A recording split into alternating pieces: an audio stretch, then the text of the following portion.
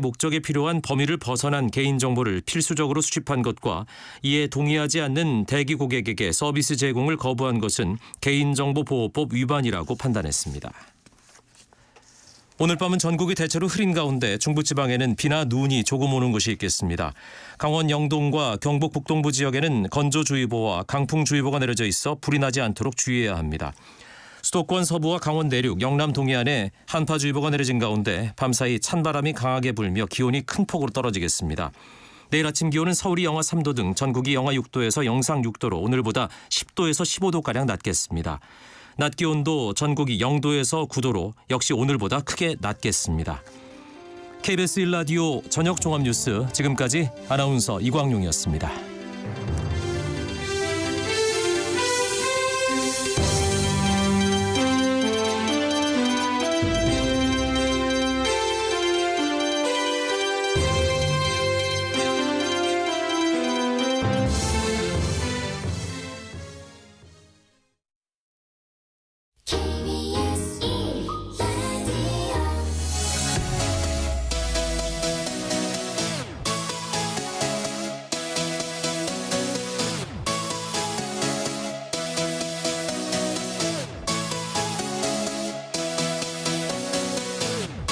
KBS 열린 토론.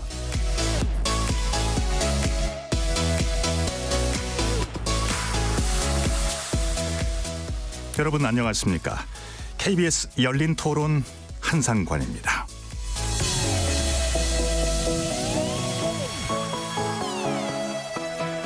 KBS 열린 토론, 오늘은 정치 외곽에서 국회를 바라보는 색다른 시선을 담은 정치 토크, 국회 외사당으로 여러분을 만나겠습니다. 내년도 총선 예비후보 등록일이 이제 한 달도 안 남았는데요. 여야 간의 선거제 개편 논의는 아직까지 실마리가 잘 풀리질 않네요. 여야는 지역구 선출 방식과 관련해서 선거구당 한 명만 뽑는 소선거구제를 유지하는 데 공감대를 형성했습니다마는 비례대표 선출에 있어서는 여전히 이견을 보이고 있습니다. 이겁니다. 이제 과거의 병립형으로 돌아가느냐, 아니면 현행의 준연동제, 이거를 이제 유지하느냐. 여야의 셈법이 엇갈리고 있는 상황입니다. 잠시 후에 국회의사당, 국회 외사당 패널들과 함께 선거제 개편 왜 필요하고, 그리고 현재 논의되고 있는 선거제 개편 방향성의 장단점은 어떻게 되는지 자세히 살펴보겠습니다. KBS 열린 토론 지금 출발합니다. 살아있습니다. 토론이 살아있습니다. 살아있는 토론, KBS 열린 토론. 토론은 라디오가 진짜입니다. 진짜 토론, KBS 열린 토론.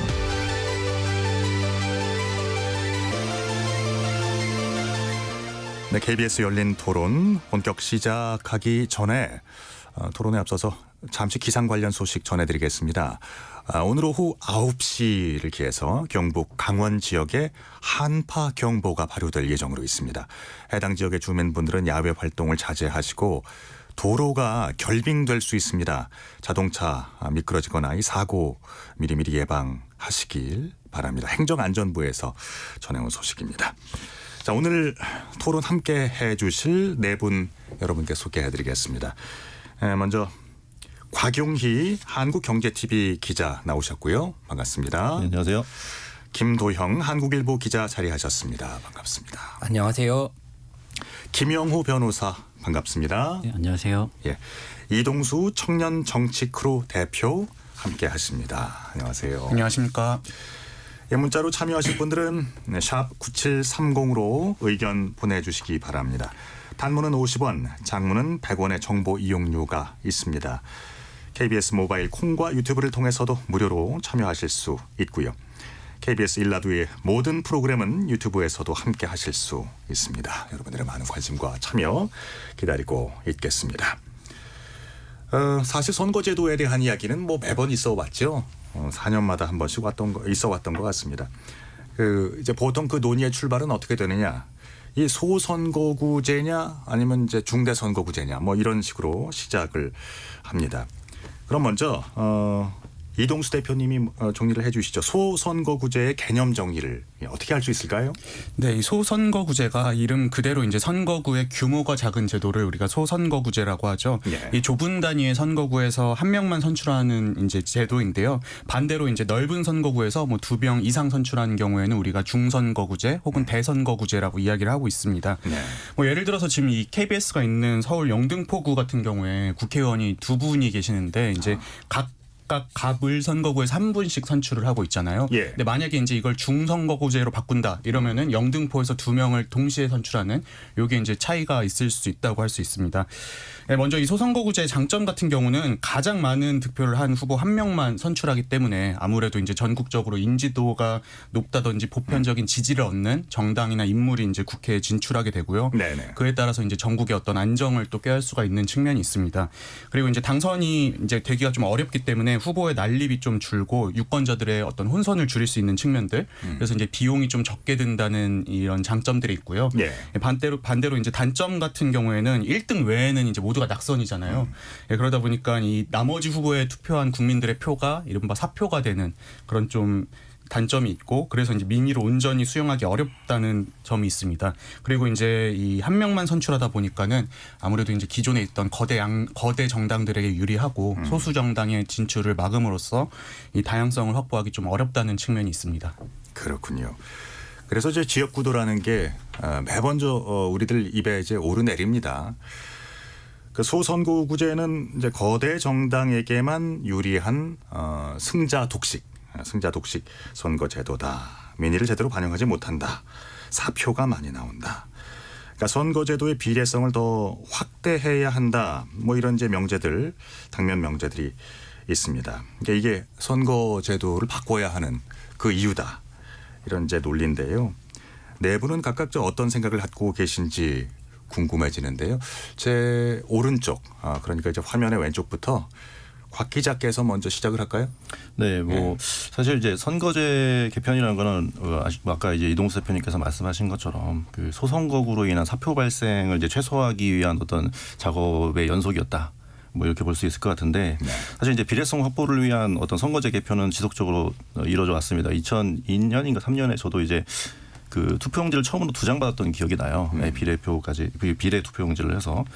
이제 민의의 비례 그리고 이제 사표 감소를 목표로 한다는 점에서는 뭐 비례성을 확보하는 데는 저도 당연히 큰 틀에서 공감을 하는데 네. 다만 선거라는 게 사실 보통 시민들이 자신의 그 선거권을 행사를 하고 권리를 행사하는 거기 때문에 본인의 표가 어떤 영향력이 있는지를 좀 이렇게 투명하게 좀 알아야 되거든요. 예. 그 얘기는 선거가 너무 어렵거나 어려서는 안 되고 좀 직관적이어야 된다. 근데 이제 준연동형 비례대표제는 그런 면에서는 그냥 좀 약간 저도 과감하게 말씀을 드리면은 약간 퇴보에 가깝지 않았나. 뭐 얼마 전에 또 국민은 준연동형 비례대표제 산식을 알 필요가 없다. 뭐 이런 야당 의원의 이제 발언이 있었는데 이런 거야말로 나한테 뭐 유리하게 잘 해줄 테니까 너한테 유리하게 해줄 테니까 그냥 나 믿고 나 찍어. 라고 얘기하는 어떤 그런 미정자의 어떤 속내를 좀 보였던 게 아닌가. 예. 이렇게 민의를 대표해주겠다면서 민의가 선거로부터 멀어지게 만들었다. 그렇기 때문에 비례성 확대가 절대적인 진리고 여기에 따라가는 뭐 제도는 좀 어렵고 절차는 복잡하더라도 그거는 너가 참어라는 답정너식 개편 방향은 저도 좀 동감하기 어려운 것 같습니다. 그렇습니까? 그러니까 준연동형 비례대표제. 저 여기서 궁금한 게 있는데요. 그 준연동형 비례대표제에 대해서 듣고 그 자리에서 이해하신 분 계세요? 손 들어보시죠. 네. 사실 이제 제가 그때 취재를 한참 그때 이제 김도영 기자님. 예, 지난 총선 때 이 제도가 도입될 때 제가 그 당시 국회를 출입을 하고 있었거든요. 예. 그때 이제 연동형 공부를 막 계속을 해야 되는 거예요. 준이면 그러면은 뭘 준한다는 거냐? 뭐 완전한 연동형은 아니라는 뜻이잖아요. 네네. 그래가지고 그때 사실은 고민을 되게 많이 했었는데 이제 두 가지예요. 연동률이 떨어진다거나 아니면은 비례대표 의석 47개 중에 뭐 절반만 적용을 한다거나 뭐 이런 의미인 건데 이거를 어떻게 그 이제 독자들에게 전달해야 될지 굉장히 고민을 많이 했던 기억이 나거든요. 그런 차원에서 본다면은 바로 받아들일 분들은 많지 않을 것 같습니다. 네, 참고로 여기 네 분이 계시는데 한 분도 손은 안 드셨어요. 그만큼 그러니까 저만 지금 이렇게 좀 이해가 느리나 뭐 했는데요. 그러니까요. 당연하군요. 그 이 연동형 네. 비례대표제라는 게 사실은 그 개념 자체는 그렇게 어렵진 않다고 생각을 해요. 그러니까 예. 정당의 득표율과 어떤 의석의 어떤 비례를 좀 최대한 맞추겠다 뭐 이런 취지로 이제 지역구 의석을 많이 얻으면 비례를 좀 줄이고 지역구가 없으면 비례해서 그걸 좀 보완을 해주겠다는 취지잖아요. 근데 예, 예. 이제 방금 전에 김도영 기자님께서 말씀해주신 것처럼 2019년에 이 선거법 합의를 하면서 예. 이제 각 당의 유불리에 따라 약간 좀 누더기를 만들어 놓은 게 저는 지금의 이 복잡한 제도를 만들게 된 결정적인 원인이 아닌가. 예를 들어서 그 당시에 뭐 캡을 씌운다 이런 표현들이 나왔었는데 이제 47석을 다 연동하기엔 좀 그러니까는 그러니까 어느 지금 정도 300석 가운데 네.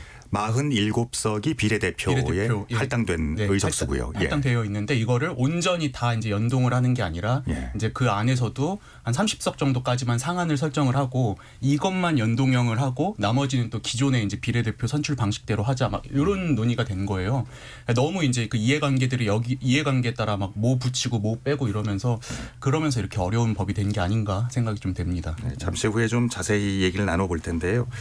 그렇습니다. 그 우리한테 제일 먼저 다가오는 게 그 앞서가는 얘기인데 이제 준연동제 같은 경우는 저 20년도인가요? 이제 투표로 나가는데 투표지가 왜 이렇게 길어요? 이만해. 한 50cm 네. 정도 됐었죠. 그래서 왜 사람들은 이제 1번, 2번이 없냐 뭐 이런 식으로 네. 이제 의문스러워하기도 했던 기억이 새롭습니다. 자, 그럼 이제 먼저 오늘 그 먼저 해소를 해야 될 문제점들 선거구제, 소선거구제와 중대선거구제가 있는데 개인적인 의견들은 어떠세요? 저 소선거구제로 가야 한다고 생각하시는 분들 손 들어보시죠. 저는 개인적으로 찬성하는 편입니다. 예. 아, 4분 중에 3분 그리고 김영호 변호사께서는 손을 안 드셨습니다. 네, 뭐 제 개인적인 생각으로는 지금 네. 현행 제도 자체가 총선에서는 지금 소선구제로 해서 지역구에서 1인을 투표를 하고 있고 예. 그 기초의원 선거에서 이제 중대선거구제를 도입하면서 그 2에서 5인까지 이렇게 투표를 하고 있는데 예. 이게 그냥 지역구 하나를 좀 기준으로 놓고 보면 이게 지방선거에서는 그 지역구 의원을 중심으로 당협위원장을 보통 하시니까요. 그 네. 의원님 중심으로 그 지방선거에 나서게 되는데 그런 면에서 지금 현행 제도 자체가 국회의원 선거와 지방선거를 조금 연결해서 보면 그 소선거구제를 중심으로 하지만 일부에는 그 중대선거구제가 도입이 되면서 상호 보완하고 있는 부분도 분명히 좀 있다고 보입니다. 네, 그렇군요. 그 이제 비례성을 강화한다는 이제 명분이었습니다마는 20대 국회에서 연동형 비례대표제 도입이 이제 완전히 된 건 아니고 준연동형이 된 거죠, 참. 예. 그러니까 이걸 독일식 모델을 좀 이렇게 따라갔다고 해야 된 건가요? 좀 독일식과는 다르죠. 독일식은 다르죠. 이제 네. 그 의석이 변동될 수 있는 가능성이 있는 걸로 알고 있고 예, 준연동형은 이제 47석 고정해서 그 안에서 이제 연동형을 내는 거니까. 예. 그러니까 결론적으로는 이제 소기의 목적이 달성됐다고 보기엔 좀 어려운 것 같습니다. 바로 위성정당 이게 이제 출연했기 때문인데요. 우리 김도영 기자께서 그 연동형 준연동형 비례대표제와 이제 좀 네. 버무려서 쉽게 좀 예. 전해주시죠. 이제 쉽게 말해서 정당 득표를 저희가 투표를 하고 이제 지역구 투표를 하지 않습니까? 근데 정당 투표에서 10%를 한 정당이 있으면은 총 300석이잖아요. 네. 그러면 이제 30석을 가져가야 된다라고 가정을 하는 것이고 10%를 얻었을 경우는 네. 예. 근데 만약에 그게 지역구에서 2석을 얻었다. 이러면 28석을 이렇게 보전해 주는 게 연동형 비례대표제의 취지거든요. 그럼 그런- 28명을 이제 비례대표로 더 이제 예. 그 당에게 주는 거예요. 근데 우리 같은 경우에는 말씀하신 것처럼 47석으로 비례대표 수가 고정돼 있으니까 그거를 맞추지를 못하는 거예요. 그렇기 때문에 이제 연동률을 50%로 줄이고 그리고 또 캡이라는 걸 씌워가지고 30석에서 30석에 한해서만 이렇게 비례대표를 분배하도록 했던 게 지난 총선의 제도거든요. 47석 중에 30석만 예. 그런데 이제 당시에 선거제 합의가 제1야당이었던 미래통합당을 제외하고 네. 이제 남은 정당들끼리 이제 합의를 해서 이뤄집니다. 그렇기 때문에 미래통합당의 입장에서는 이거를 받아들일 수가 없는 거예요. 그래서 이제 법적으로 분할된 당을 하나 더 만드는 겁니다. 네, 이게 네, 이제 네. 미래한국당이라는 정당인데 이 경우에는 지역구에서 미래통합당에서 후보를 내고 그다음에 그 비례대표로서는 이제 미래한국당에서 후보를 내니까 미래통합당이 지역구에서 얻은 득표가 미래한국당은 별개로 되는 거잖아요. 네, 그러니까 네, 이런 네. 그러니까 미래한국당은 그 지역구 득표에 대한 감산 없이 그대로 후보를 그대로 비례대표 의석을 받을 수 있게 되는 것이고. 그러니까 이제 위장 계열사인 거예요? 그렇죠. 그렇죠. 모두가 아는 위장 결사예요. 예. 그런데 그렇게 될 경우에 이제 그 상대당이었던 더불어민주당의 경우에도 예. 비례대표 의석에서 만약에 자기들이 위성정당을 안 만들게 되면 10석 많으면 20석까지 차이가 나게 되기 때문에 더불어시민당이라는 위성정당을 또 창당을 하게 되는 거죠. 예. 그런 일련의 흐름들이 있었던 겁니다. 예. 그렇군요. 이러다 보니 애초에 이제 취지와는 좀 그 다른 방향으로 가게 된 것 같습니다. 그래서 그 국회 차원에서도 이런 부작용을 좀 줄여보자 다양한 논의들이 진행되고 있는데 지금 개편 시한을 한참 넘겼죠. 네. 그런데도 지금 결론은 안 나고 있습니다. 그러니까 그간 여야 간에 합의된 내용들은 지역구 선거에서는 소선구구제 그냥 가자 이거고요. 그러니까 지역구에서 이제 한 명만 이제 뽑도록 하자 이거고요. 이런 상황을 이제 정리를 좀 해봐야 될 것 같아요. 그 이동수 대표께서 차례로 좀 평가해 주시겠어요?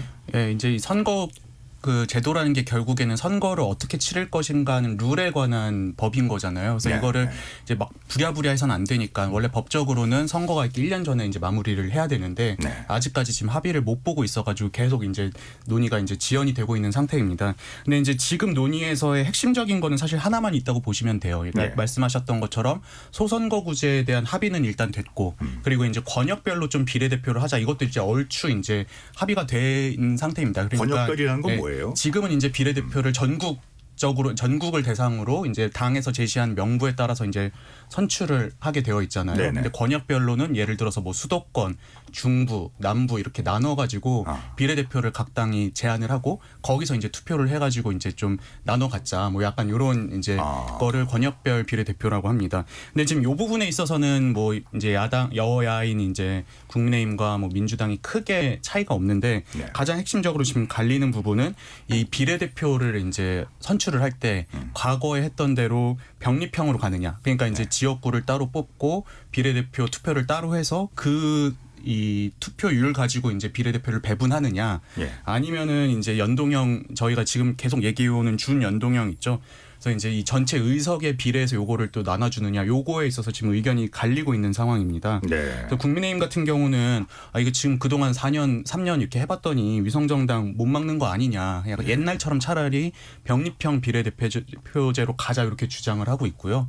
민주당 같은 경우는 안 된다. 이거는 법 취지와 어긋나고 퇴행하는 어떤 제도이기 때문에 네. 준연동형을 유지하면서 이 권역별 비례대표와 연동해야 된다. 이렇게 지금 논쟁을 하고 있는 상태예요. 근데 저도 이제 기사를 통해서도 쭉 살펴보고 민주당 이제 아는 보좌진 분들 이렇게 여쭤보니까는 민주당도 지금 명분만 있으면 언제든지 탈출하고 싶어하는 분위기다.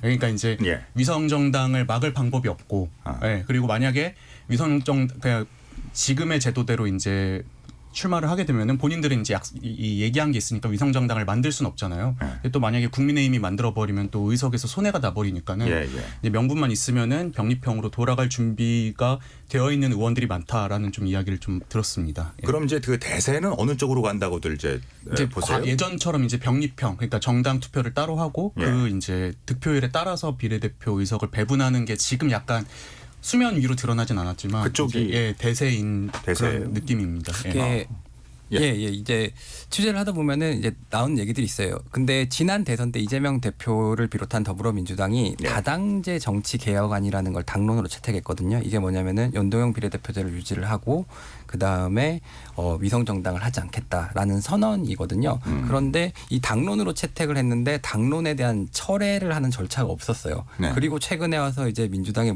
물어보면은 결정된 게 없다는 식이에요. 그러니까 기존에 연동형 비례대표제를 유지를 하고 위성정당을 만들지 않겠다는 거에서 결정된 게 없다라는 입장으로 변화를 한 거기 때문에 사실상은 입장이 많이 후퇴한 거거든요. 아하. 이게 당내에서도 이제 현실론을 얘기하는 분들이 많아졌기 때문에 왜냐하면은 이대로 가게 될 경우에 여론의 비판도 만만치 않을 것이고 또 위성정당을 안 하자니 그 의석수 차이가 너무 많이 나게 되니까 그런 측면들이 영향을 많이 미쳤죠.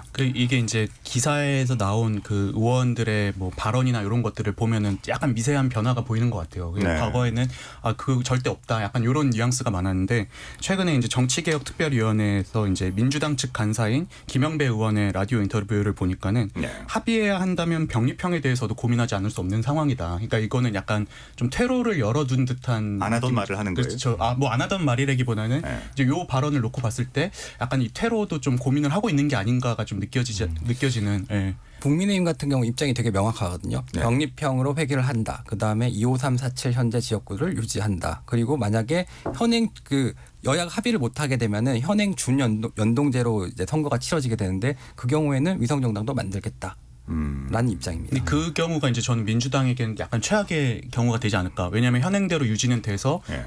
준연동형은 이제 유지가 됐는데 이제 만약에 국민의힘이 위성정당을 만들었을 때 민주당은 사실 만들어야 이제 의석에서 손해를 안 보겠지만 그 동안의 어떤 주장이나 이런 것들 때문에 이제 만들기 어려운 상황이 또 될 수밖에 없잖아요. 그렇습니다. 예, 그렇다고 해서 또 나머지 정당들과 연대를 하기에는 또 완전히 우리 편이라고 보기 어렵고 그게 좀 그래서 이제 민주당 입장에서는 고민하지 않을 수 없는 상황인 것 같습니다. 양쪽에 그러니까 지금 내심 한쪽 방향으로 향하고 있는 그런 뜻이 있군요. 네.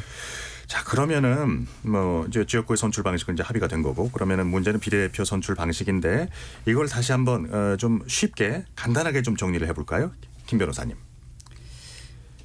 예. 지금, 여당의 입장. 예. 네, 지금 그 이동수 대표님께서 이미 충분히 설명을 해주셔서 다시 한번 좀 말씀드리면 지난 이제 21일에 4개월 만에 이제 정개특위 제2소회가 열렸는데 예. 여야가 이제 비례대표 선출 방식과 위성정당 방지법안 철회 문제를 놓고 약간 평행선을 달리면서 그 여당과 야당의 큰 틀에서는 뭐 지역구 의원은 소선구제로 운영을 하고 비례대표는 권역별 비례대표제를 채택을 하는 데는 공감대를 좀 이뤘지만 예. 세부적으로 비례대표제를 어떻게 선출을 할지 뭐 연동형을 할지 병립형을 할지 준연동형제를 유지를 할지의 부분에 대해서는 아직 합의된 부분이 전혀 없고 국민의힘 입장에서는 우리 김 기자님께서 미리 말씀해 주신 것처럼 병립형 비례대표제를 좀 주장하고 있는 상황입니다. 네. 근데 그 준연동형 그 비례대표제를 실시를 하면서 위성정당은 이제 금지하는 법을 만들겠다 뭐 이런 얘기도 나왔던 것 같아요. 이게 그 법률상으로 가능한 건가요? 어느 분이 예. 이제 기자님 예. 그 민영배 의원님이라고 이제 연동형 비례대표제를 반드시 지켜야 된다. 그리고 더불어민주당 의원님입니다. 그리고 위성정당 방지법을 당론으로 채택해야 된다라고 주장을 하시는데요. 이분이 기자회견에서 하신 말씀이 있어요. 위성정당 창당을 원천적으로 봉쇄하게 되면 이건 위헌이다. 실질적으로 막을 수 있는 방법이 없어요. 그래서 지금 위성정당 방지법이라고 나오는 안들이 되게 어떤 식이냐면 예. 지역구를 50% 이상 공천하는 후보를 내는 정당에게는 비례대표 공천을 의무화한다거나 또는 비례대표 정당 위성 정당을 만들어서 합당할 경우에는 정당의 보조금을 삭감한다. 뭐 소극적이네요. 합쳤을 때 불이익을 주는 방향인 합쳤을 때 거죠. 예. 보통 불이익을 주기 때문에 네. 위성 정당을 창당할 유인을 줄이는 방식이거든요, 대체로. 네.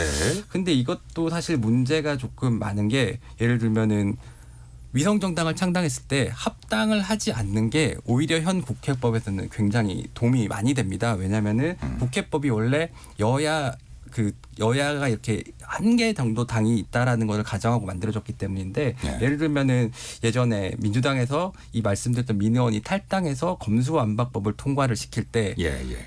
이게 안건조정위원회라는 건 여야 동수로 구성하게 돼 있거든요. 그렇기 때문에 여당 의원인데 탈당하기 때문에 야당 의원이 포함돼 갖고 4대2 구조를 만들어 통과를 시켜버렸어요. 그렇기 때문에 오히려 그 합당을 하지 않는 게 그 다수당의 입장에서 더 좋을 수도 있는 거거든요. 이런 문제들이 굉장히 많이 있습니다. 저도 그리고 또 다른 문제점 중에 하나가 이제 합당을 안 하고서 이제 위성 비례 정당을 사실상 운영하는 경우에 지금 우리나라 정당법상 이제 보조금을 지급을 할 때 원내 교섭단체들에게 대단히 유리하게 이제 설계가 되어 있거든요. 그러니까 의원 정족 수가 좀 많은. 그렇죠. 예. 이제 20명 이상이면 이제 원내 교섭단체를 꾸릴 수가 있잖아요. 근데 그 보조금 배분에 있어서 이 교섭단체들이 먼저 이제 우선권을 갖고 네. 그 나머지 이제 나머지 정당들은 또 되게 적은 어떤 혜택을 받을 수밖에 없는 구조예요. 근데 만약에 이제 뭐 한 원래 정당이 있고 위성 비례 정당이 한 뭐 18석, 17석 정도를 얻었다 했을 때, 근데 이 당은 이제 교섭단체는 아니니까는 이제 운영에 있어서 조금 불이익을 받을 수밖에 없거든요. 근데 네. 예전 우리 한국 정치 사례들을 보면 이럴 때 의원 꿔주기 막 이런 말 있었잖아요. 네. 지역구 정당 의원들이 뭐 탈당한다고 해도 지역구 의원들 같은 경우는 탈당해서 당 뭐 이렇게 의원직이 뭐 없어지는 게 아니니까 그렇죠. 이렇게 막 탈당해서 이제 비례 정당에 이제 입당을 해가지고 교섭단체를 꾸린다든지, 이 경우에는 그 위성 비례 정당 없이 한 당으로 있는 것보다 훨씬 더 큰 영향력을 행사할 수도 있게 되지 않을까. 그래서 저는 그래가지고 이게 꼭 위성 정당을 이제 막으려고 하는 게 일단 막아지지도 않을 뿐더러 네. 또 이제 위성 정당이랑 원래 정당이랑 합치지 않고 따로 가는 경우에도 좀 이렇게 위험할 수도 있기 때문에 차라리 그냥 옛날 제도가 더 낫지 않나라는 생각입니다. 예, 동의들 하십니까? 그거는 뭐 그 우리 결사의 자유라고 하죠. 헌법에서 예, 그게 있기 때문에 네. 그 의원님 말씀이 정확하게 맞는 것 같습니다. 이게 사실은 당을 아예 못 맡게 하는 건 필드 운동장에서 이 룰이 잘못됐으면 룰을 고쳐야지 선수를 못 뛰게 하는 거는 좀 약간 좀 어불성설이다라는 느낌이 듭니다. 그러네요. 그럼 이제 여당의 입장, 그러니까 기존의 과거로 돌아가자, 병립형으로 돌아가자라는 그 입장에 대해서는 네 분 다 좀 평가를 어떻게 하시는지요? 저는 이 부분에 있어서는 뭐 정치적인 어떤 지지 성향이나 호불호 이런 걸 떠나서 그냥 예. 나름 일리가 있다고 생각을 하는 게, 지금 이제 준연동형 비례제 같은 경우에 저는 이렇게 좀 짧게 표현하자면 모두의 선의에 의존해야만 하는 제도라고 생각을 합니다. 그러니까 우리가 막 경제학 용어 중에 뭐 내시균형이라는 이게 표현이 있잖아요. 네네네. 모두가 이제 모든 참여자가 전략을 바꿨을 때 누구도 이득을 보지 않는 상태. 그러니까는 뭐 좀 쉽게 표현해서 누구 하나 뒤통수 쳐야만 이득을 얻는다면 그 균형이 무너지는 상황인 건데, 네. 지금 이 준연동형 비례대표제가 그런 경우 아닌가. 만약에 이제 여야가 합의를 한다고 해도 어느 한 당이 갑자기 위성정당 만들어버리고 뒤통수 치면은 혜택을 볼 수밖에 없는 거잖아요. 그렇죠. 이 경우에는 전 과연 이 합의가 유지될 수 있을까가 이제 문제인 것 같고, 그래서 저는 지금 한국 정치의 가장 큰 문제점 중에 하나가 이 관행이라는 게 좀 무너진 상태가 있는 것 같습니다. 그러니까 예전에는 뭐 예를 들어서 제도로 있지는 않더라도 법사위원장 자리는 뭐 다수당이 양보를 한다든지, 예. 아니면 선거제도 개편 때 뭐 주요 정당들이 다 합의를 본 제도를 가지고 도입을 한다든지,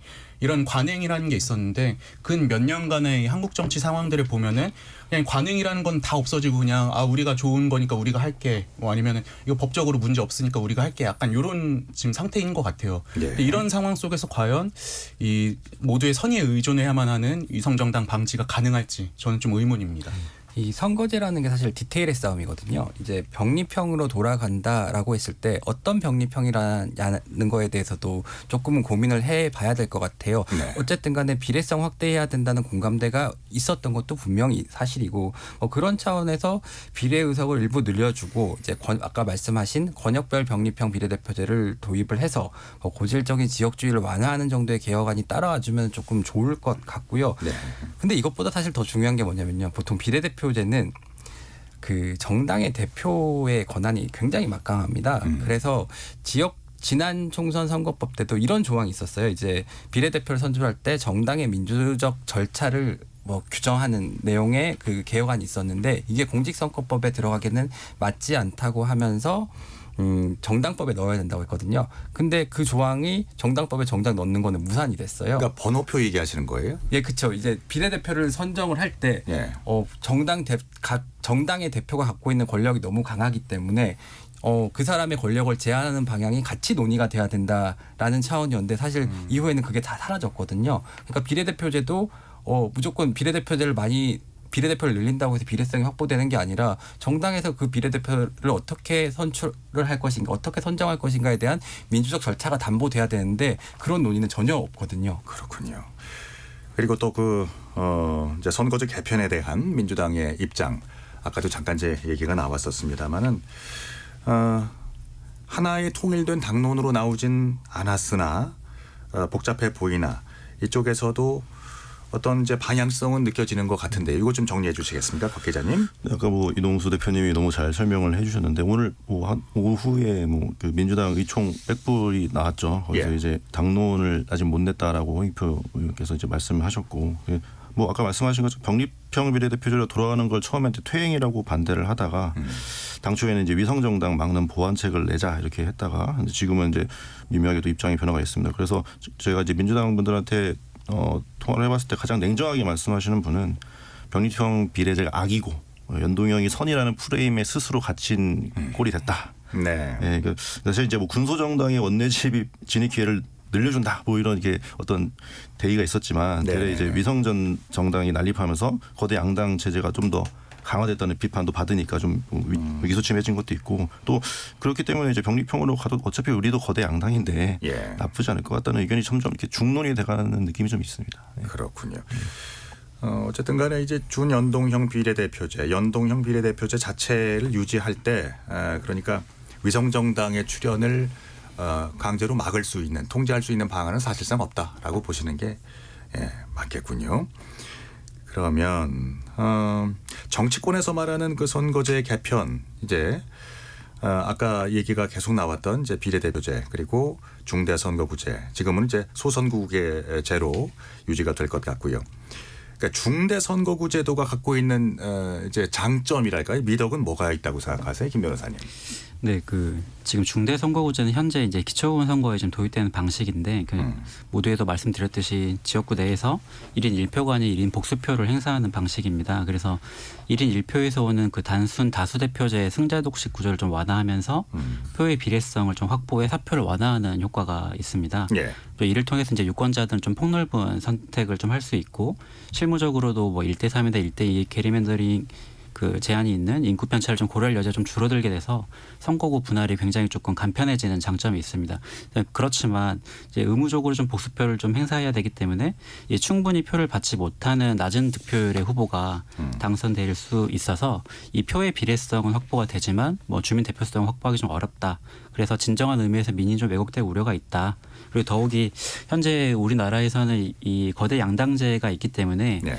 2인 선거구의 경우에는 사실 무투표 당선이 되는 경우가 굉장히 많이 발생할 수 있습니다. 아, 그렇습니까? 예, 그래서 특히 이 소선구제의 이 작은 선거구에 이렇게 후보를 내기 어려운 군소정당과 같은 경우에는 아예 그 선거도 못 치러보고 이렇게 참여할 수 있는 진로 자체가 막혀버린 상황이 있는데 실제로 이제 지난 6.1 지방선거 당시에 약 508여 명의 기초의원이 무투표로 좀 당선돼서 역대 최다 무투표 당선 기록이 좀 갱신된 경우가 있어서 이 선거제 문제는 좀 굉장히 좀 신중하게 좀 논의되어야 될 부분이 있습니다. 근데 이제 특정 지역을 독점적으로 이제 특정 정당이 지배해버리는 뭐 이제 이런 이제 현상들을 봤을 때 지역구도 해소 측면에서는 의미가 있었죠. 예, 지역구도를 해소한다는 측면에서 이제 표의 그 비례성을 좀 다양하게 넓힐 수 있고 주민의 선택의 좀 다양성을 좀 확보할 수 있다고 하지만 네. 이 선거구제 자체가 이제 줄어들게 되고 약간 이게 거대 양당이 확실하게 그 1번, 2번을 버티고 있는 상황에서 이 지역구 후보 선거에 참여할 수 없는 군소정당 같은 경우에는 아예 이게 3번의 선거 후보를 낼 수가 없는 상황을 좀 맞닥뜨리게 할 수 있는 현실이 좀 있습니다. 그 문제도 있고요. 예. 제가 이제 국회에서 일해보면서 느낀 것 중에 하나는 뭐냐면은 그 이제 지역구 의원들이 이제 지역구 활동을 하잖아요. 유권자들 만나러 다니고 하면 보면은 그 지역에서 대단지 아파트 있으면 거기로 약간 좀 의견이 쏠리게 되더라고요. 왜냐하면 이게 결집된 표들이 있기 때문에 있죠. 예, 그 아파트 민원을 들어주지 않을 수 없는 상황인데 근데 이제 중대 선거구제를 할 경우에는 이제 여러 지역을 하나로 묶는 거잖아요. 그럼 저는 만약에 그럴 경우에 이제 인구 밀도가 높거나 대단지 아파트들이 모여 있는 그런 지역 쪽으로 약간 좀 이런 민이나 이런 것들이 편향되게 나타나게 되지 않을까. 왜냐하면 그냥 중소도시랑 뭐 대도시랑 합친다고 했을 때 이제 아무래도 이제 대도시에게 어필을 하는 게 당선되기 훨씬 좋은 환경이 되는 거잖아요. 네. 그래서 저는 그런 우려도 지역 이기주의나 이런 걸 좀 강화할 수도 있지 않을까. 약간 좀 그런 우려는 있습니다. 예. 알겠습니다. 그 앞서 살펴봤던 소선거구제 더하기 권역별 준연동형 비례대표제 이제 국회 정치개혁 특위가 내놓은 세 가지 안 가운데 하나인데요. 다른 두 안은 어떻습니까, 이 대표님? 지금 다른 안 같은 경우는 그게 이제 지난 봄에 이 정치개혁특별위원회가 논의를 한 거예요. 예. 다른 안 같은 경우에는 뭐 도농복합식 중대선거구제. 그러니까 이제 도시는 사람이 많으니까는 한 2명에서 5명 정도 뽑고 예. 농촌은 사람이 없으니까 1명 뽑자. 그리고 이제 거기에 권역별 병립 비례대표제를 뭐 추가하자 이런 내용이고요. 예. 또 다른 안은 개방명부식 대선거구제라고 해가지고 지금은 이제 후보자를 당이 이제 결정을 하고 그 순서까지도 정해서 이제 국민들께 제시를 하잖아요. 근데 이거는 저희 예전에 그 오디션 프로그램이었던 프로듀스 101 같은 거 보면은 네. 이제 인터넷에 그 후보자들이 쫙 떠 있고 저희가 원하는 이제 멤버에게 투표하듯이 예. 그런 식으로 이제 인기 투표 비슷하게 후보자를 본인이 원하는 걸 번호에 상관없이 찍는 게 이제 개방 명부식 그 선거라고 합니다. 근데 네. 지금 이제 뭐 요약해서 말씀드리자면은 지금까지 나왔던 이 모든 안들은 다 그냥 리셋됐다고 보시면 되고요. 그냥 이제 소선거구제로 가고 거기에 이제 번역별 비례대표제를 할 것 같은데 이 방식이 이제 병립형이냐 준연동형이냐 요 차이만 지금 계속 논의가 되고 있다. 이렇게 말씀드릴 수 있습니다. 사실 지금 정개특위 멈춰 있는 상태입니다. 예. 이제 정개특위에서 이제 의사 결정을 하지 못하는 구조가 돼 버렸고, 그래서 이제 국회의장이 원내대표들에게 협상을 해와라. 이제 비례대표를 이제 병립형으로 갈 것인지 연동형으로 갈 것인지 협상을 해와라. 이런 상태입니다. 그렇군요. 알겠습니다. 여기서 이제 한 가지 짚어봤으면 싶은 게 그러니까 비례성을 강화할 때 그 노무현 전 대통령도 이제 그런 그 구상이 있었던 것 같아요. 그 중소 정당들도 함께 다당제로서 이렇게 참여할 수 있는 뭐 이런 소수 정당의 목소리를 이제 듣겠다, 반영되도록 해야겠다, 뭐 이런 생각인데 선거제 개편 논의가 뭐 어쩔 수 없이 거대 양당 중심으로 진행되고 있잖아요. 그 김 변호사님은 어떻게 생각하세요? 네, 이 지금 비례대표제를 어떻게 운영을 할지 선출을 할지 이 방식에 대한 그 정당의 태도는 요즘에 좀 새몰이를 하고 있는 약간 조추송, 그러니까 조추송 신당과 그러니까 이준석 유승민 신당을 대하는 여야의 태도인 것 같아요. 그래서 네. 뭐 연동형으로 막 비례대표제를 아무래도 운영을 하게 되면 네. 이게 뭐 지역구 의원에게 한 표를 행사를 하고 그다음에 이제 정당을 투표를 해야 되는데 거대 양당이 또 표를 주기에는 뭔가 좀 새롭지 않은데 약간 이런 느낌이 있기 때문에 즉 인기가 높은 약간 신당에 투표할 여지가 분명히 있거든요. 그래서 그런 부분에서 지금 여당의 입장에서는 최대한 병립형으로 이렇게 굳혀서 이 비례대표에서도 이게 표가 새 나가지 않도록 좀 단속할 필요가 있고 네. 애초에 처음 민주당에서도 마찬가지로 연동형을 조금 주장을 하면서 이 범야권 후보들이 국회 원내에 많이 진입을 해야 크게 이 여당을 좀 견제를 하면서 그렇죠. 이 빅텐트를 칠 수가 있기 때문에 결과적으로는 총선에서 승리한 거라고도 볼 수가 있을 수 있거든요. 그런 면에서 이 병립형으로 이렇게 회기를 주장하는 최근에 약간 민주당의 태도는 약간은 조금 자기 모순적이고 약간 기득권을 인정하는 결과라고도 좀 볼 수 있을 것 같습니다. 조추송 신당이 이제 만들어졌을 때 저는 조국 송영길 추미애 이게 만들어졌을 때 저는 이제 그게 민주당한테 도움이 될지는 잘 모르겠어요. 왜냐하면은 일단 어떻게 보면 지분 나눠 먹기식의 이제 그 정당 구도가 될 수도 있거든요. 그래서 위성 정당으로 가면서 오히려 이제 저는 여기서 잘 만약에 신당으로 나온다면 제3당으로서 이제 혜택을 볼 수 있는 거는 이제 이준석 대표가 신당을 차고 나온다면은 그분은 준연동형을 계속 엄청나게 비판했던 분인데도 불구하고 오늘 그분이 나온다면 오히려 그분의 중도층을 공략할 수 있는 힘이 있는 거잖아요. 네네. 그러니까 오히려 외연 확장을 할 수 있는 이준석 신당이 훨씬 더 힘을 받을 것 같다는 생각이 좀 들기는 합니다. 근데 뭐 그런 측면도 있는데 예를 들어서 민주당 입장에서 이제 본인들이 준연동형 제도가 유지된다는 가정하에 이제 또 거기에 더해서 뭐 위성 정당을 만들지 않는다는 가정하에 다른 어떤 진보 정당이나 제3정당으로 가는 것보다는 차라리 조추송 신당이 그 표를 가져가는 게 낫다라고 여길 수도 있을 것 같습니다. 저는 왠지. 그럼 뭐 이제 그때 상황이 돼봐야 알겠습니다만 지금 그 정의당 같은 경우는 그 선거 연합정당 추진하고 있잖아요. 기존의 뭐 민주노총과 녹색당 이 외에 약간 좀 불편할 것 같은데 진보당 같은 경우 과거의 이제 기억 때문에 금태섭 신당 쪽에도 가능성을 닫아두진 않았다. 뭐 이렇게 얘기를 하는데 이게 어떤 제도가 앞으로 이제 정립이 되느냐에 따라서 이런 이게 완전히 그 리셋될 수도 있겠네요.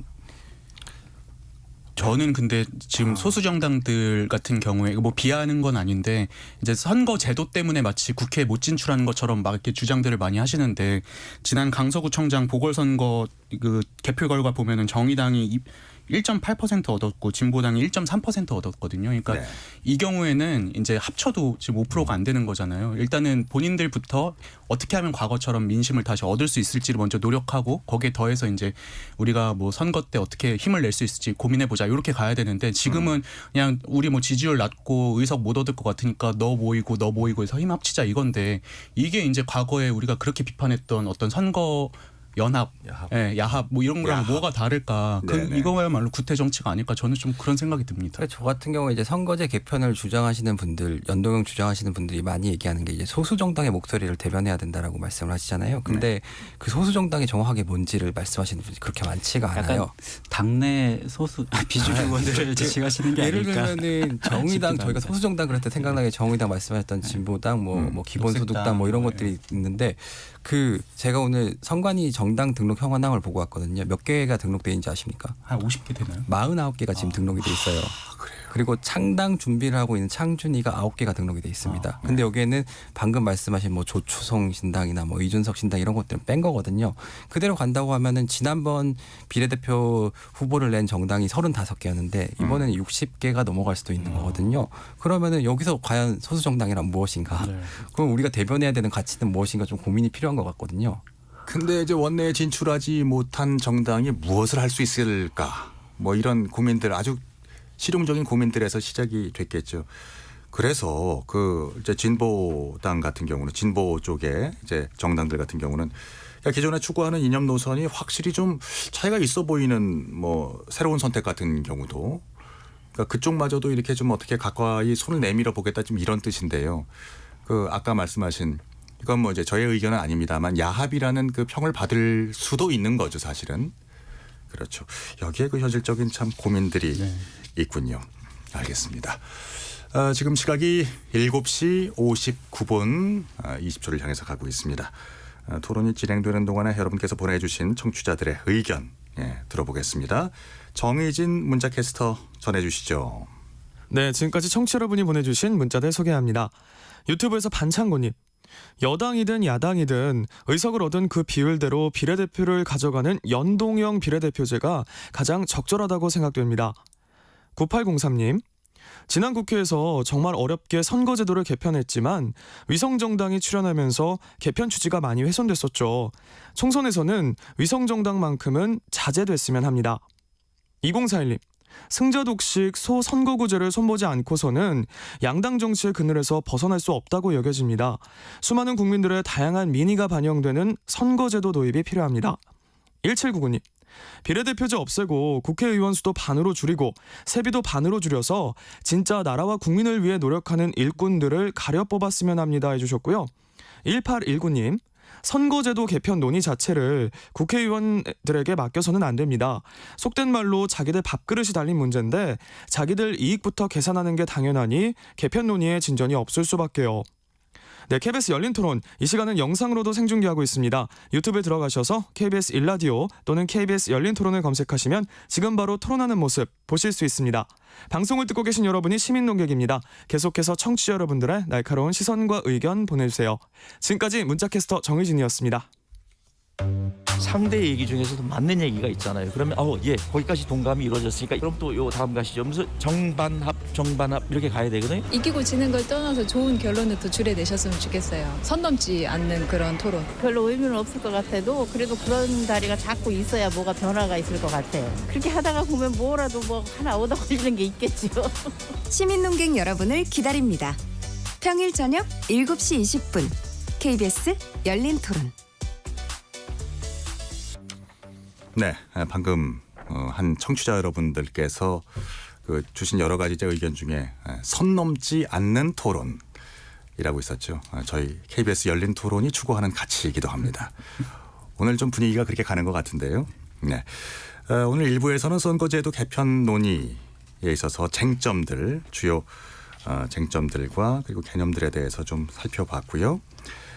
2부에서는 이동수 청년정치크루 대표, 김영호 변호사, 김도형 한국일보 기자, 곽용희 한국경제TV 기자 이 네 분과 함께 의원 정수의 확대와 석패율제 도입 이런 선거제도 개편 논의의 또 다른 쟁점들에 대해서 얘기를 해보겠습니다.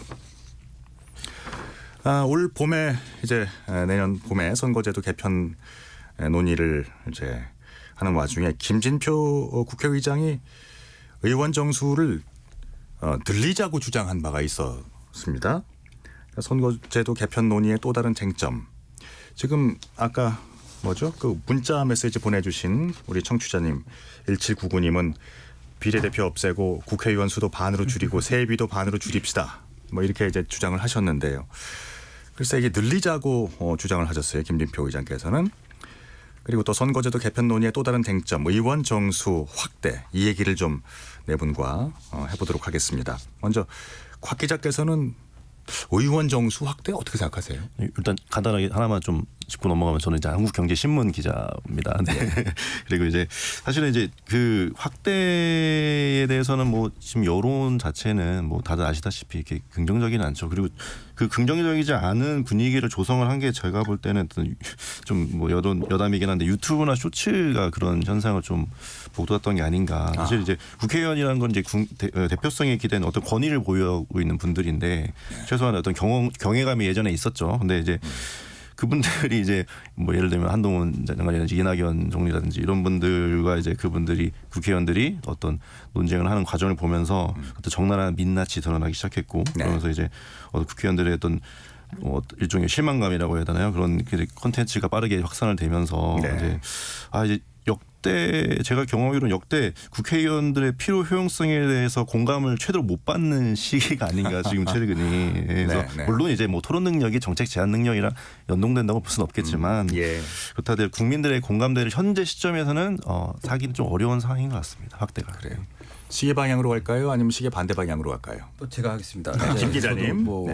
이게 의원 정수 늘리는 게 선거제 문제를 푸는 가장 쉬운 방법이거든요. 사실은 이제 의석을 늘리게 되면은 지역구를 줄일 필요가 없고 비례대표를 늘리게 되면서 비례성을 확보할 수 있고 그러면 이제 뭐 소수 정당의 진입도 원활해지고. 근데 제일 중요한 거는 국민의 의견 아니겠습니까? 사실은 의원 정수가 어쨌든 계속 늘어왔지 않습니까? 예를 들면은. IMF 직후에 이제 16대 총선 때는 이제 전반적 사회적 구조조정 때문에 273석까지 줄었었는데요. 그 이후 다시 299석 됐다가 뭐 한 해만 300석 하기로 했는데 지금까지 계속 300석으로 오고 있는 거잖아요. 근데 273석일 때 민의가 잘 대변 안 됐다는 얘기 들어본 적이 없고 뭐 300석이라고 해서 민의가 잘 대변됐다라고 그런 얘기를 하지는 않지 않습니까? 특히나 국회의 의사 진행 구조라는 게 시간을 정해놓고 돌아가면서 말을 하는 방식인데 거기에 의원들이 더 많이 와서 더 많은 말을 한다. 그 시간은 정해져 있기 때문에 더 다양한 의견이 그렇게 많이 분출할 거라는 생각도 잘 들지는 않거든요. 네, 이것도 하나의 해법일 수 있다. 의원 정수를 늘리는 것도 방법이 될 수 있다. 이런 말씀이신가요? 그게 이제 정치권에서 문제를 푸는 가장 쉬운 방법이기 때문에 국민들이 원하지 않기 때문에 맞지 않는다는 생각이 드는 거죠. 그러니까 사실 그 독일만 해도 죄송합니다. 요즘 환절기라서 그런가요? 좀 감기 걸리신 분들이 많아요. 저는 감기는 아닌 것 같은데 하여튼 컨디션이 그렇게 좋지는 않습니다. 독일 같은 경우는 우리보다 인구가 많기는 하지만 의원 수가 좀 많죠. 598명인가 그렇게 되지 않습니까? 299명 이렇게씩 이렇게 의원 수를 늘리는 것도 어떤 이제 방법이 될 수 있다는 이제 의견이셨고요. 그리고 김 변호사님은 어떻게 생각하십니까? 근데 이게 의원 정수를 뭐 줄이면 줄였지 늘리는데 동의하시는 국민들 안 계실 것 같아요. 그래서 김진표 의장님도 당시 좀 여론을 좀 의식하셔서 해명을 좀 하셨는데 1호 50인을 약간 증원하는 거는 약간 정개특위 자문위원들의 약간 이상향이 좀 반영된 제안이고 논란을 일축하면서 여야 모두 이제 300명 동결을 전제로 선거제 개편에 좀 착수를 했습니다. 하지만 당시 이 증원 문제가 나왔을 때 찬성하는 측에서는 뭐 세비를 동결하는 전제에서 의원수를 늘리면 김 기자님 말씀하신 것처럼 좀 다양성이 좀 늘어나고 약자의 목소리를 대변할 수 있는 여지가 좀 커진다. 있고 또 반대편에서는 뭐 OECD 기준으로는 의원 1인당 대표하는 국민 수가 높은 것도 사실이지만 이 정치 불신이 좀 팽배한 상황에서 그 행정부를 효과적으로 견제할 수 있는 국회 개혁이 먼저다라고 이렇게 좀 주장을 했습니다. 그래서 지금 지난 4년간 이제 여대 야소 상황에서 이제 여소야대로 이렇게 전환되는 시기에 약간 전 국민이 이 거대 양당제의 약간 그 폐해에 대해서는 많이 학습을 좀 하신 것 같아요. 그래서 어느 때보다 이게 정치 양극화가 좀 심한 상황에서 이 의원 정수의 긍정적 효과가 일부 있더라도 이에 대한 국민적 공감을 얻기는 사실상 불가능하다라고 말씀드립니다. 그렇군요. 이거는 저만 좀 의견이 다른 것 같습니다. 저는 개인적으로는 이제 의원 정수 늘리는 것도 필요하고 비례대표를 늘리는 것도 필요하다고 보는데요. 이제 우리가 흔히 이제 이렇게 생각하잖아요. 최근에 의대 정원 늘리네 만해 가지고 이제 논쟁이 있었잖아요. 전 결국에 수가 늘어나면은 몸값은 낮아진다고 생각을 합니다.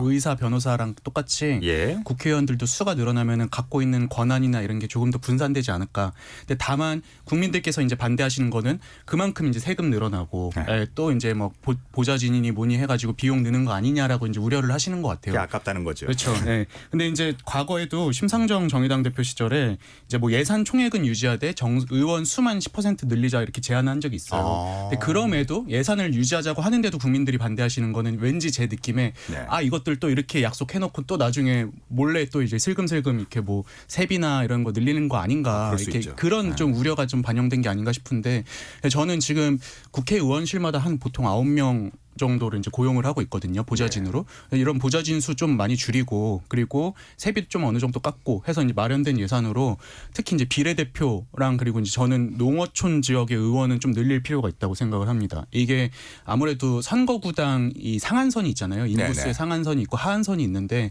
그러다 보니까 인구가 많은 지금 수도권 같은 경우에는 의석이 계속 늘고 있고 지금 농어촌 지역은 계속 줄고 있단 말이죠.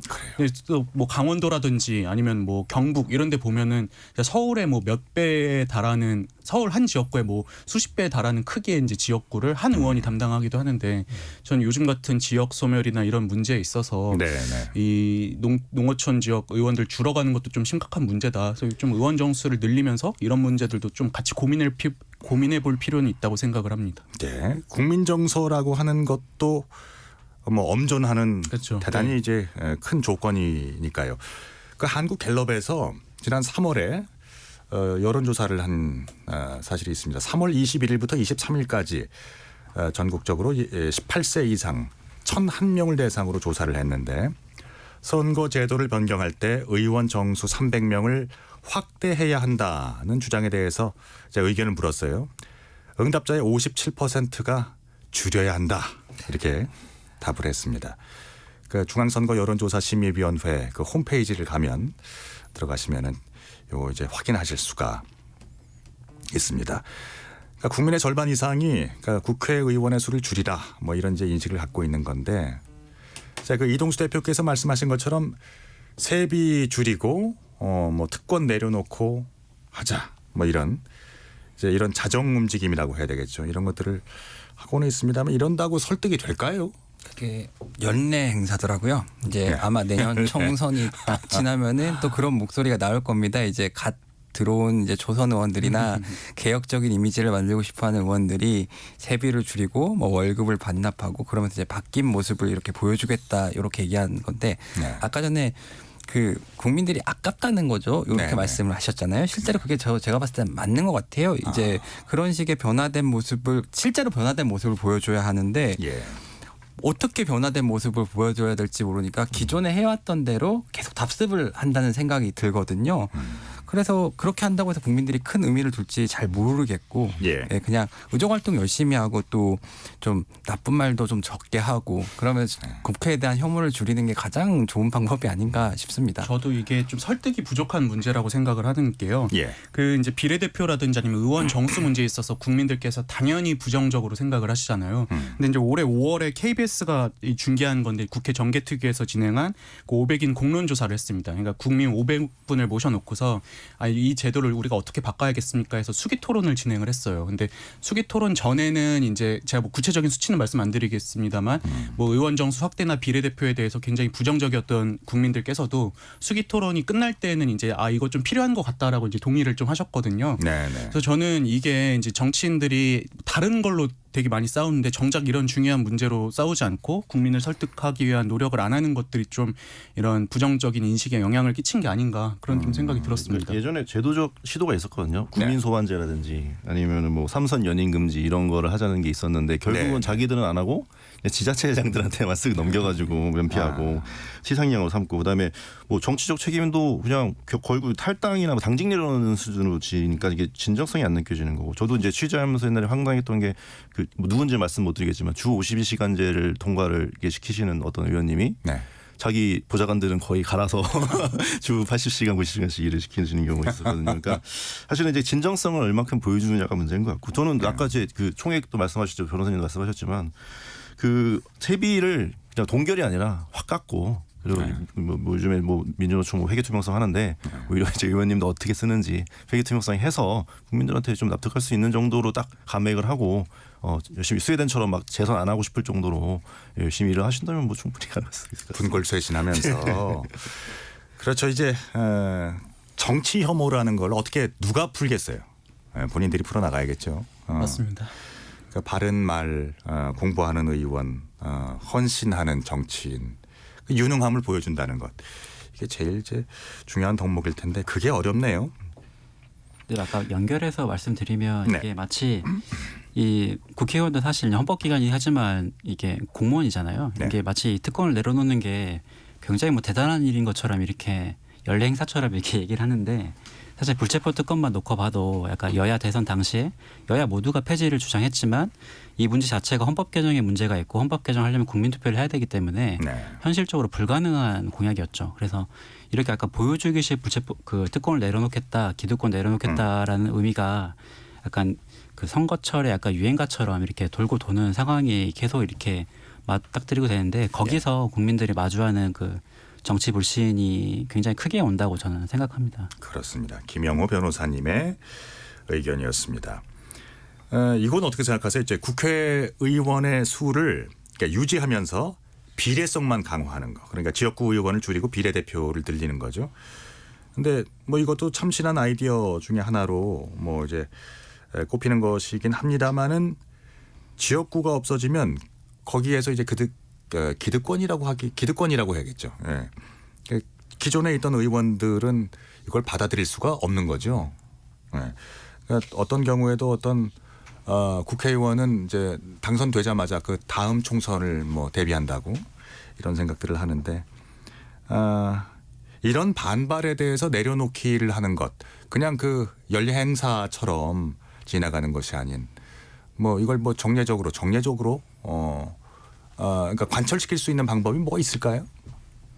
저는 그냥 국민들이 뭐라고 하는 수밖에 없는 것 같습니다. 사실 이게 이 축구로 치면은 예. 이제 국회의원이 축구 선수도 하면서 심판도 보면서 심지어 제도를 만드는 축구 협회 일까지 지금 다 같이 하고 있는 거잖아요. 네네. 결코 자체적으로 뭔가 개혁을 하지 못할 거다. 근데 이제 국민들 눈치가 너무 보이게 되는 상황. 예를 들어서 국민들의 분노가 너무 극에 따라서 너네 이거 안 바꾸면은 재선 안 시켜줘. 이럴 정도까지 올라가면은 그럼 좀 위기감을 느끼고 하지 않을까. 대표적인 게 저는 연금인 것 같아요. 과거에 이제 국회의원 연금 만들었다가 난리가 났었잖아요. 예. 이것 때문에 이제 하도 비난을 받으니까는 19대 국회 때 이제 그 국회의원 연금을 폐지를 하긴 했는데 이런 것들처럼 좀 국민들께서 감시를 좀 해주시고 또 이제 목소리를 내주셔야 될 것 같고 그 과정에서 또 저희 같은 이런 방송들의 또 역할도 중요한 것 같습니다. 그렇습니다. 사실 예. 지역구 의원들의 반발을 무마시킬 수 있는 방법은 없는 것 같습니다. 그러니까 예. 결과적으로 무시할 수밖에 없는 상황인데요. 왜냐하면은 무시. 지금 이제 선거구 획정 작업이 돼야 이제 12월 12일부터 예비 후보자들이 거기 등록하고 뛸 수가 있는데 지금 선거구 획정 작업이 안 되고 있거든요. 그게 선거구 획정위원회에서 이제 국회에다가 시도별 의원 정수를 좀 맞춰달라. 경북은 몇 명, 서울은 몇 명 이걸 좀 정해서 달라라고 했는데 그거를 아직까지 안 주고 있어요. 그래가지고 그게 보통 획정 작업이 한 달 정도 걸리는데 그 12월 12일이 돼도 그 현재 지역구로 갈 수밖에 없는 상황이거든요. 네, 자기 네. 지역구가 어딘지를 정확하게 모르게 되는 거예요. 근데 그게 왜 그러냐면은 여야 원내대표 모여서 이제 협상을 했는데 어느 지역을 줄이고 어느 지역을 늘려야 된다는 것들을 공표하는 그 순간 해당 지역구 의원들이 이제 난리가 나는 거죠. 이제 머리도 깎으시고 단식도 하시고 이제 그런 종류의 일들이 벌어지는데 이게 사실은 헌법재판소에서 그 정해놓은 그 이제 인구 상한에 따라서 그 조정 작업이 무조건 이루어져야 되는 건데도 그렇게 반대하는 건데 비례대표를 늘리기 위해서 지역구를 줄인다라고 한다면은 그거는 아마 못 받아들일 거예요. 필요하다면은 누군가가 결단을 해가지고 진행을 하는 수밖에 없는 것 같아요. 예. 방금 들어온 의견인데요. 8162님 의원 수는 줄이고 비례대표는 없애야 합니다. 국민의 투표에 의해 선출된 분에게 국회의원 자격이 주어져야지요. 라고 주셨습니다. 비례대표를 없애자. 이런 아이디어도 주셨습니다. 자, 그리고 수원 딴따라님이 보내주셨는데요. 국회의원의 수를 늘리는 것과 비례대표에 대해서 국민들이 부정적으로 생각하는 이유는 그동안 의원들의 잘못이다. 의원들이 그들의 기득권에 의해 활동해서이다. 라는 의견을 보내주셨습니다. 그러니까 이제 정치의 개혁을 이제 스스로 할 수 있을까요? 뭐 어렵죠. 사실상 어렵죠. 이걸 이제 외주화하는 것도 하나의 방법이라고 잠시 후에 또 얘기를 나눌 텐데요. 이번엔 저 석패율 얘기를 좀 해보겠습니다. 20대 그 총선 때도 그 석패율제 도입의 필요성을 따져보고 했는데 곽 기자님께서 좀 정리해 주시겠습니까? 네, 일단 선거에 나선 후보자들이 지역구와 이제 비례대표 동시에 출마를 일단 허용을 한 겁니다. 그리고 이제 중복 출마자들 중에 이제 낙선한 후보 가운데 이 득표율이 가장 높은 후보를 비례대표로 뽑는 선거제도를 석패율제라고 합니다. 현재 일본에만 있는 제도로 알고 있는데, 그러니까 석패율이라는 것 자체는 이제 지역구 선거에서 당선자 득표 대비 이 낙선자의 득표비를 얘기하는데, 예를 들어서 A 후보가 10만 표로 당선이 됐어. 근데 떨어지는 분이 8만 표를 얻었어. 그러면은 석패율은 80%인 거죠. 80%. 이렇게 줄을 딱 세워서 제일 높은 분을 이제 비례로 세우는 건데, 사실은 낙선한 후보를 비례대표로 당선시키면서 이제 사표를 많이 줄일 수 있잖아요. 사표를 높을수록. 그다음에 특정 정당의 기반이 취약한 지역에서도 후보자 당선이 가능하기 때문에 뭐 그런 장점이 있다고 합니다. 이게 이제 비유하자면 그런 것 같아요. 과거에 이제 슈퍼스타 K 같은 프로그램 보면은 심사위원들이 심사할 때 노래를 되게 잘하는데 다른 심사위원들이 좋은 점수를 안 줘서 떨어지게 된 후보자에 대해서 이 사람은 꼭 돼야 돼. 꼭 돼야 돼 해가지고 슈퍼패스라는 걸 줬거든요. 그게 이제 비유하자면은 지역구에서 저 사람 진짜 훌륭하고 잘 싸웠는데 너무 아쉽다. 그럼 비례대표를 좀 살려주자. 이게 이제 저는 석패율제인 것 같아요. 근데 네, 그렇죠. 슈퍼패스죠, 정치권에. 근데 이제 저는 이게 비례성 강화보다는 좀 약간 지역구도 완화에 좀 의미가 있다고 생각을 하는 게요. 이제 지난해 이제 그 돌아가신 분이긴 한데 이제 허대만 그 전 민주당 경북도당 위원장이 계세요. 이제 이분이 이제 26세인 1995년에 이 첫 번째 지방선거, 우리나라 전국 동시지방선거 1회였잖아요. 그 당시에 이제 무소속으로 이제 포항시 의회에서 당선이 되시고 이후로 이제 민주당 타이틀을 달고 계속 출마를 하셨어요. 근데 7번이나 출마를 하셨는데 이제 좀 다 낙선을 하셨죠. 아무래도 이제 포항 지역이 좀 민주당의 열세 지역이다 보니까. 근데 이제 이분의 어떤 진정성이나 이런 노력이나 이런 것들 때문에 되게 높은 평가를 받으셨거든요. 그래서 이런 분들을 이제 만약에 지역구에서 떨어졌을 때 이제 비례대표로 구제하는 게 이제 저는 석패율제의 어떤 가장 큰 의의 중에 하나가 아닐까. 이런 걸 통해서 좀 지역구도를 완화할 수 있지 않을까 그런 생각이 들었습니다. 실제로 지역구도가 완화되려면은 험지라고 불리는 지역구에 가서 열심히 뛰는 정치인들이 계속해서 있어야 돼요. 이제 근데 그분들도 3번 떨어지면 이제 돈도 없고 그다음에 이제 힘도 없고 그렇게 되면은 이게 의욕이 안 생기는 거잖아요. 그런 차원에서 석패율제라는 거는 좀 필요하지 않나 생각이 듭니다. 저는 이 석패율제도 자체가 약간 슈퍼패스의 개념이 있는데, 그렇다면 이 지역구에도 출마하고 비례대표로도 출마하시는 분의 그 선거 그 의정 활동의 대상은 무엇인지 약간 고민이 좀 되실 것 같아요. 과연 이 지역구 선거에서 패배하신 분이 비례대표로 당선이 된다고 하더라도 과연 이 지역구 선거의 그 결과를 승복할 수가 있을까? 그리고 향후 재선을 염두에 둘 때 해당 지역구에서 약간 재기의 발판을 노릴 텐데, 그런 부분에서 좀 굉장히 조금 이 선거 결과 자체에 좀 불복하는 그런 의미도 사실 있는 것 같습니다. 그렇군요. 그래서 이게 본래 지금 비례대표제가 지금 운영되고 있는 취지 자체가 좀 여의도에서 좀 흔히 볼 수 없는 약간 좀 참신한 인재들의 약간 등용문으로 많이 활용되고 있는 게 지금 우리나라 정치 현실인데, 그런 면에서 약간 지역구에서 떨어지는 분을 비례대표로 다시 올린다. 이거는 지금 운영되고 있는 비례대표 약간 취지와는 조금 맞지 않다.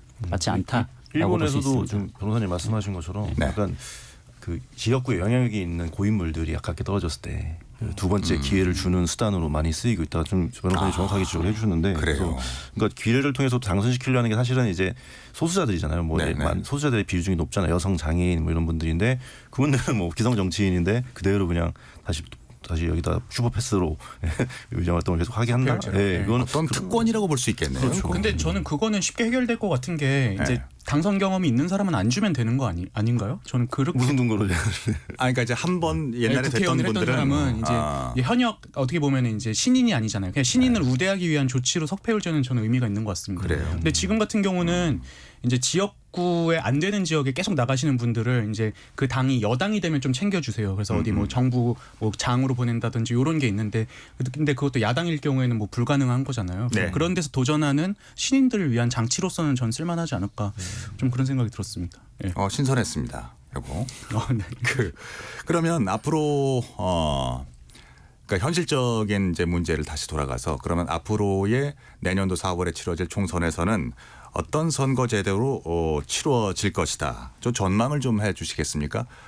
어디 여기서 제일 저 선임이신 곽 기자가 해주시겠습니까? 예.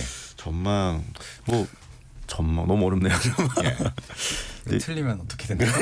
괜찮습니다. 저는 예. 그냥 지금 약간 흐름 자체가 이제 소선거구제의 그 권역별 병립형 그냥 이제 과거의 어떤 비례대표 방식의 제도로 가게 되지 않을까 결국에. 왜냐하면 위성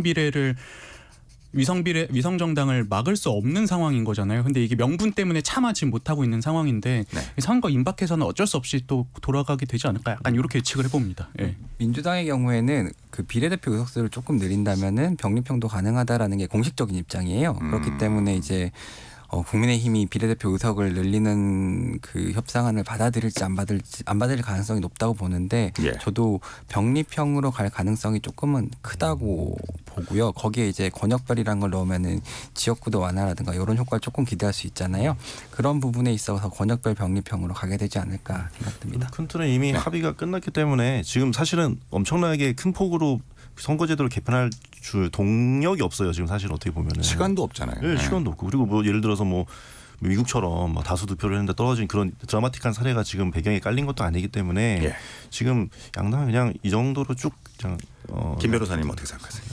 근데 이게 지금 거대 양당이 저는 적대적 공생 관계라고 좀 보는데 예. 이게 윤호강과 도덕성에서 서로를 약간 비난하면서 이 거대 양당의 기득권 함께 지켜야 되는 그런 관계라고 봤을 때 우리 기자님들이 예측하신 대로 이 지역군 소선구제 비례대표는 또 병립형으로 회귀할 수밖에 없다라고 보입니다. 의견의 이치를 봤습니다. 닫힌 토론이 됐네요. 저희가. 정치 불신에서 오신 의견의 일치. 요즘 표현으로 이걸 박제라고 해요. 박제.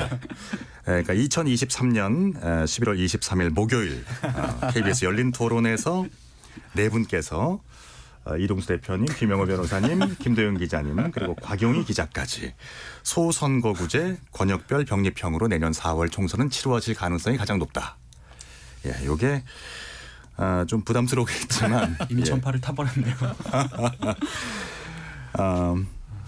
이런 선거제도 개혁을 말이죠. 그런데 이렇게 원외에 계신 그러니까 오늘의 취지가 이제 당적을 갖고 있지 않은 분들의 의견을 훨씬 더 이 밖에서 보면은 훈수가 잘 보이지 않습니까? 외부의 민간 기구에게 이름해서 국회를 개혁하는 거 이거 어떻게 생각하세요? 책임 회피라고 볼 수밖에 없죠. 이 민간 위원회를 구성을 어떻게 할지 결국은 또 국회에서 여야수 의석수대로 추천할 텐데 사실상 이제 대리전이자 약간 거대 양당의 약간 거수기 역할 이상을 하기가 좀 어렵다라고 보입니다. 저는 조금 다른 게 예.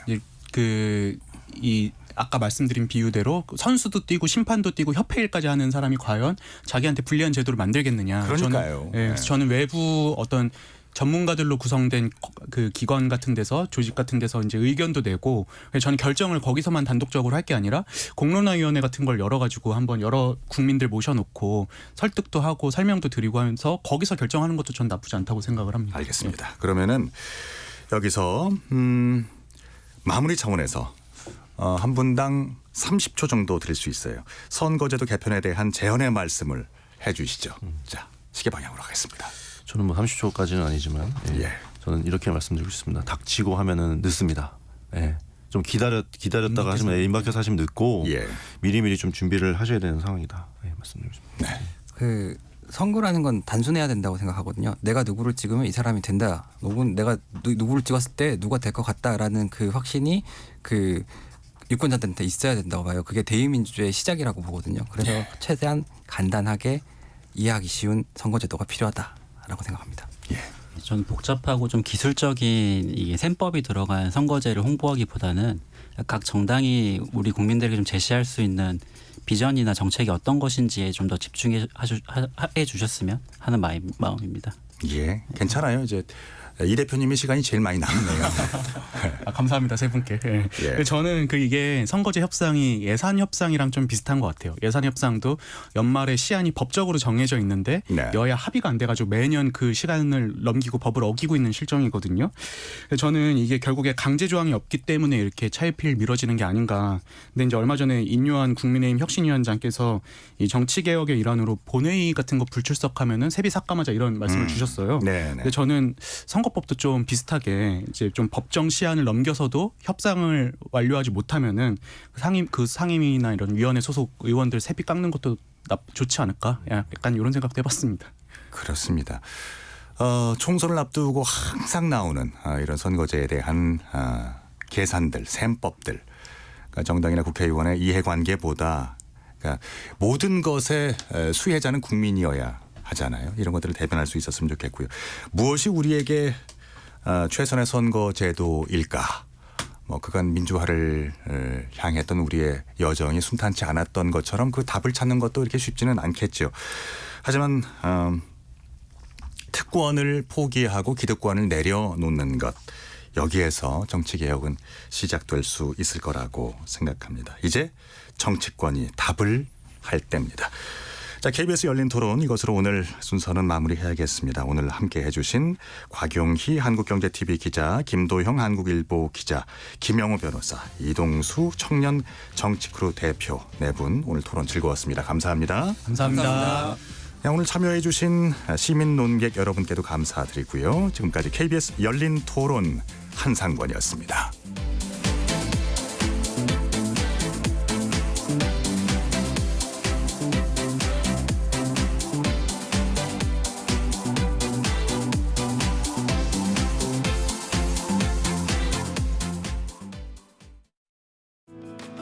오늘도 안전하게 주취자 발견 시 대처 방법 알려드립니다. 첫 번째, 야간에는 주취자로 인한 교통사고 및 2차 사고가 발생